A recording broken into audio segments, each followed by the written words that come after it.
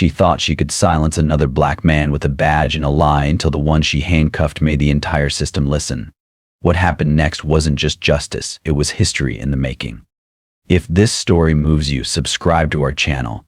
We bring you true stories that speak truth to power because voices like his deserve to be heard.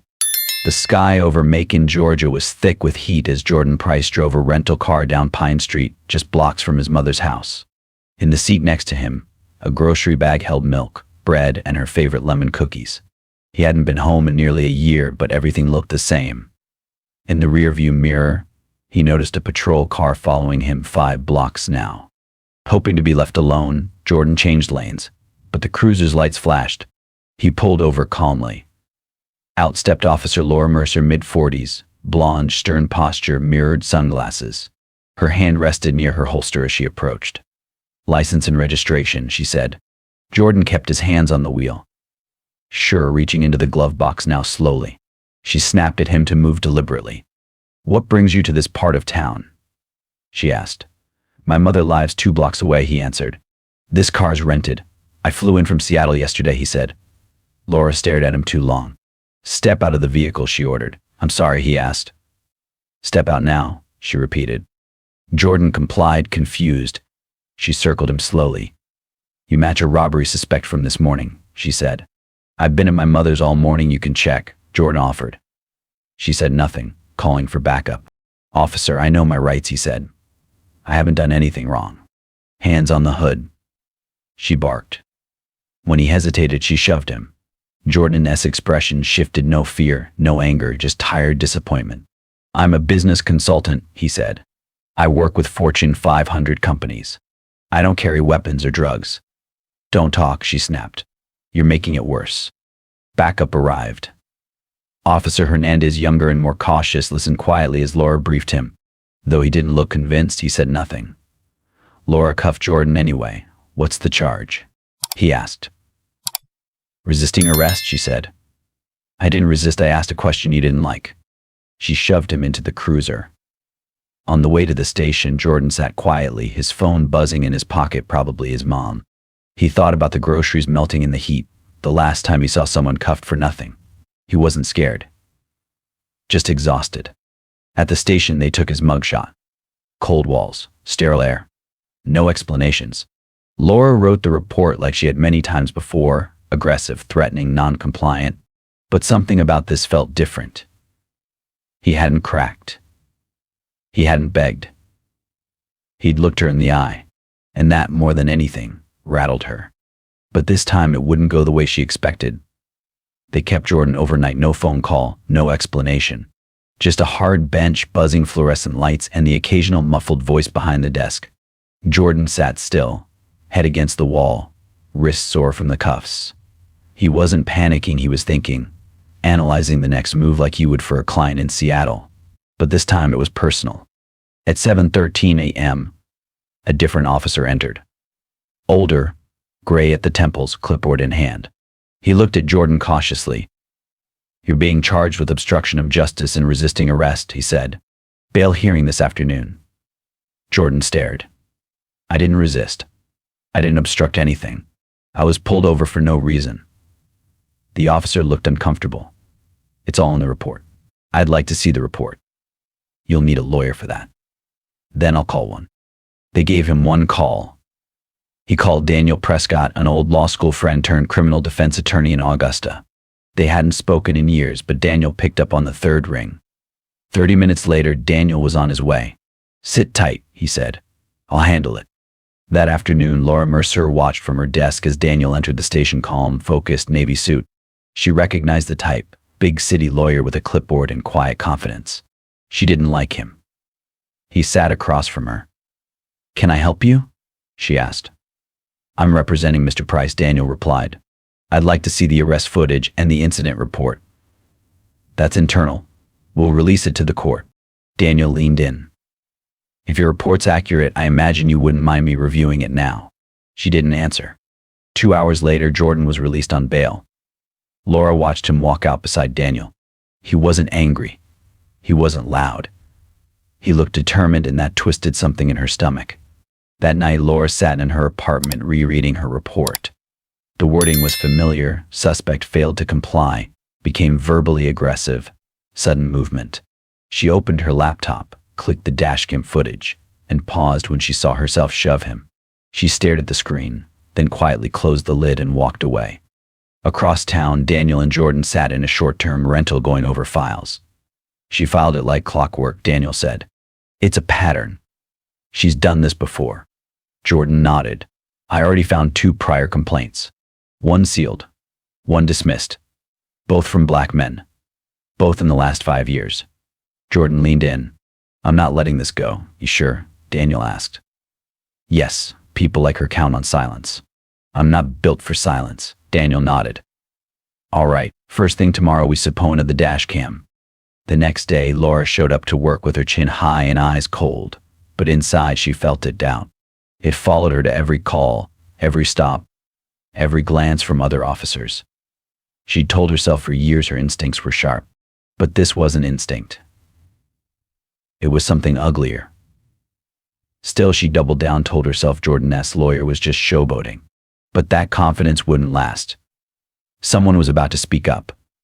Someone who remembered what she hoped they'd forget. The Bibb County Courthouse didn't look like much, just beige stone, thick windows, and decades of old cases. It had seen divorces, land disputes, custody battles, and now the case of a man who never should have been in cuffs. Daniel filed a motion to suppress the dashcam footage and submitted a formal complaint requesting a full investigation into Officer Mercer's conduct. The court scheduled preliminary hearings for 2 weeks later.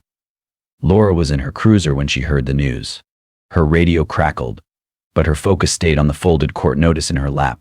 Her throat tightened, not fear, just pressure, the kind that builds when something buried starts rising. She folded the paper and drove off.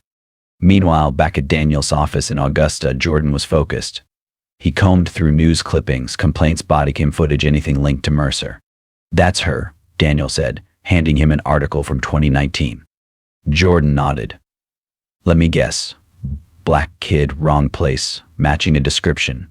Exactly 18, college bound, ended up with a broken wrist after resisting a sidewalk stop.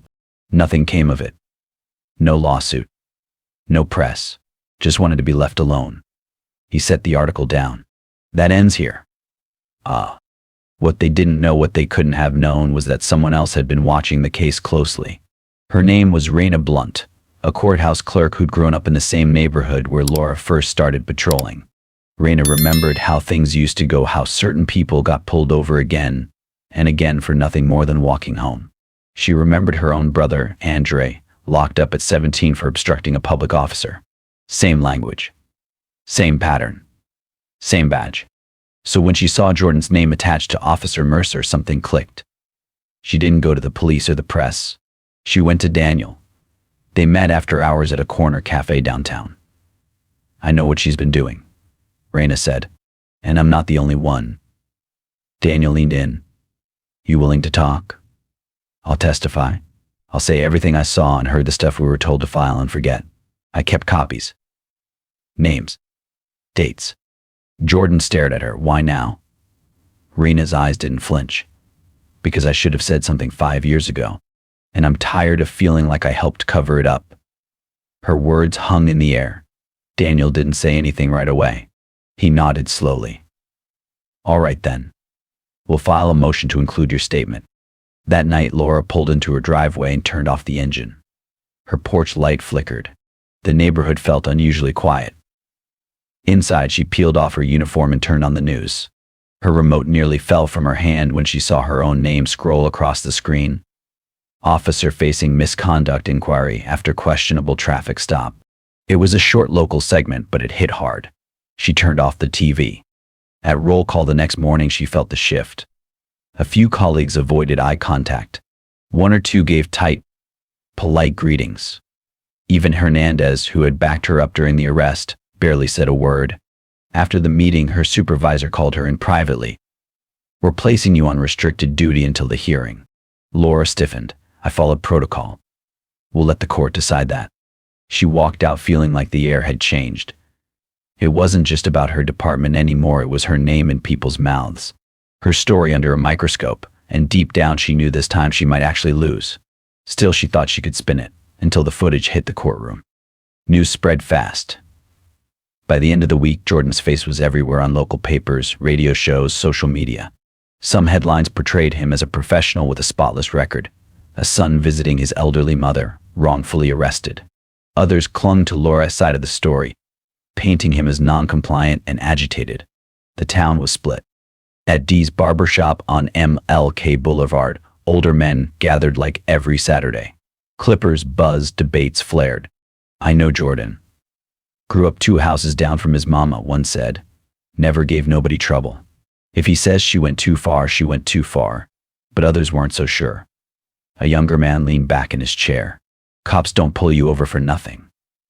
An older voice shot back, son, you just too young to remember. Churches whispered. Teachers swapped stories. A retired mechanic named Harold showed up at Daniel's office. She did the same to me back in 14. I was leaving my shift at the warehouse. Got slammed against the hood because I didn't move fast enough. Never told anybody. Didn't think it mattered. Daniel asked, would you say that on record? Harold sighed. You sure they'll listen now? We only need one truth to crack the surface, Daniel said. In this case, it's the crack. Meanwhile, Laura's world was shrinking. She couldn't visit her regular coffee shop without people glancing over their cups. At the grocery store, someone actually turned and walked away when she got in line behind them. Neighbors kept their distance, pretending to scroll their phones when she passed. At the station, conversations were short. Her locker had been moved to the far end of the room. She told herself it was temporary, that it would blow over. But deep down, she knew something had changed. She began avoiding mirrors because every time she looked, she didn't recognize the woman staring back. Someone cracking under pressure. That weekend, her brother called from Florida. They hadn't spoken in a year. You all right? He asked. I'm fine, she answered quickly. You sure? I saw your name online. It's politics, her brother said on the phone. Just make sure you're telling the truth, Laura. Because if you're not, I said I'm fine, she cut him off. He hung up without pushing further. Alone in her apartment, the silence was deafening. Laura poured a drink and stared at nothing. Her mind went to Raina Hill, the courthouse clerk. She remembered the long stare. Maybe Raina knew. Maybe she had proof. Across town, Raina met Daniel in a quiet cafe. I've seen what she's done, she said. And I kept records. I'm ready to testify, Daniel nodded. We'll include your statement. At his office, Jordan reviewed complaints, articles, and names. 3 men had already come forward. We'll get the dash cam footage, Daniel assured him. The judge signed the order. That night, Laura sat in her cruiser watching the courthouse. She considered lying, spinning it, but the footage was already in. The courtroom buzzed with quiet tension. Judge Thomas entered. The dash cam video played. It showed everything: no threats, no resistance, only Laura shoving Jordan and cuffing him. The judge turned to Laura. Is this the interaction you described? Not exactly, she replied. So, did he resist? Laura hesitated. No, not physically. The courtroom murmured. Daniel presented witness statements. One by one, 3 men testified, each with near identical stories. Laura sat frozen. She wasn't the one in cuffs, but something was already slipping. And this time it wasn't going away quietly. Laura Mercer took the stand. Daniel asked how long she'd served. 12 years. He asked about complaints. 4. Were any valid? No, including this one. She hesitated, looked at Jordan, then said softly, yes. The judge called a recess. Reporters rushed out. Jordan stood quietly, not celebrating, just breathing. When court resumed, the judge ruled there was enough evidence for a full trial. Laura was suspended without pay. Footage went viral. The public reaction was swift. 3 weeks later, the verdict came. Laura, now in plain clothes, listened as the judge declared her guilty of misconduct in falsifying a report. No jail time, but her badge was gone permanently. She left the courthouse in silence. Outside, Daniel said, you did it. Jordan replied, I just didn't back down. That night, he sat with his mom on the porch. You okay? She asked. Getting there, he said, but it's not over. She nodded. No, but now they had to look. 1 week later, the city began investigating all of Laura's past stops. Internal Affairs contacted over 30 former complainants. Jordan filed a civil suit not for money but for records. He wanted change. Laura left town quietly. Her home went up for sale. Her name faded from headlines but not from memory. At a local town hall, Naomi spoke. 1 week later, the story was still alive. Jordan's name came up in city council meetings and church sermons. At the local high school, a teacher played the courtroom clip for her civics class and asked, "What does accountability look like?" A student replied, "It looks like someone standing up without yelling." At a community center, Naomi helped organize a workshop for teens on their rights during police stops. She didn't mention Laura by name, but everyone knew. Jordan, meanwhile, kept a low profile. He turned down interviews. He visited his mother. He checked in with Daniel. And on Friday, a letter arrived from the mayor's office, not a form letter, but handwritten. It read, "Thank you for not letting silence win." 3 months later, the case had settled from headlines into policy, but its impact was still growing. The city of Macon officially reopened 42 old complaints tied to Officer Laura Mercer, dating back nearly a decade. A task force was created to audit arrest patterns, and Naomi Hill was appointed as a civilian oversight liaison. Her job to ensure no more records were buried, no more names forgotten. She took it seriously. At community meetings, people started showing up not just to listen, but to speak. Harold, the retired mechanic, shared his story in front of a crowd for the first time. "I thought no one would care," he said, "but now I know silence is what they count on." Jordan had returned to Seattle but stayed involved. He launched a small initiative, Streetlight Records, offering resources for people to document wrongful stops and seek legal support. It wasn't about revenge. It was about giving others what he never had that day: someone watching, someone ready. At home in Georgia, his mother still waved to neighbors from the porch. People greeted her differently now, not out of pity but respect. Even those who hadn't believed the story at first now looked her in the eye. And Laura, she never gave a statement. Her house was sold, her cruiser auctioned off. Her name faded from headlines, but not from training rooms. Her case now used as an example in police seminars titled "Misconduct and the Cost of Silence." In the quiet of one Sunday evening, Jordan sat with a cup of tea and opened a letter from a teenager in Mississippi. It said, "You made them see us." He didn't smile, but he held the letter like it mattered. Because it did. This story delivers a clear message. Power isn't in a badge, it's in how that badge is used. Truth doesn't need to shout. It just needs to be seen. I believe what happened here wasn't an ending, but the beginning of something bigger, something necessary. What about you? How do you feel after hearing this? Do you believe that one small act, standing firm, speaking out, can make a difference? I do. Because every time we refuse to stay silent, justice gains another ally. Note: this story is entirely fictional and created for the purpose of raising awareness. It highlights issues of responsibility, justice, and the importance of treating everyone with respect and dignity. We firmly oppose violence, prejudice, and injustice in all forms. Viewer discretion is advised.